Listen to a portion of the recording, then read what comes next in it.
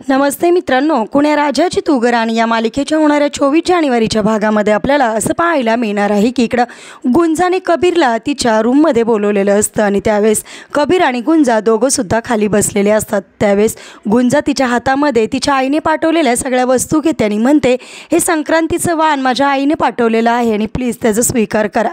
त्यानंतर गुंजा कबीरला टोपी घालते, त्याच्या खांद्यावर उपरणं देते आणि तिच्या हातामध्ये असणारा काळा धागा ती कबीरला दाखवते आणि म्हणते की माझ्या आईने संक्रांतीचं वाण म्हणून काळा धागा पाठवलेला आहे आणि जर मी तो तुमच्या हातामध्ये बांधला तर तुमच्यावर कुठलंही संकट येणार नाही आणि मी हे बांधू का असं विचारता क्षणी लगेचच कबीर इकडे गुंजाला म्हणत असतो की लग्न झाल्यापासून मी कधीच तुझ्या इच्छा आकांक्षा समजून घेतल्या नाही, बांध आज तुला काय हवंय ते बांध असं म्हणून तो सुद्धा त्याच्या हातामध्ये गुंजाकडून काळा धागा बांधून घेत असतो।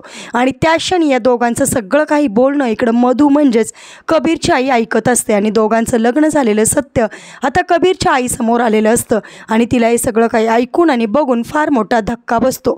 आता कबीरच्या आईला हे सत्य कळल्यानंतर ती कोणता मोठा डिसिजन घेईल, कबीर आणि गुंजाचं नातं स्वीकारेल का? तुम्हाला काय वाटतं कमेंट करून नक्की सांगा आणि असेच मालिकेच्या पुढील अपडेटसाठी तुम्ही आपल्या रंजक मराठी चॅनेलला नक्की सबस्क्राईब करा। थँक्यू।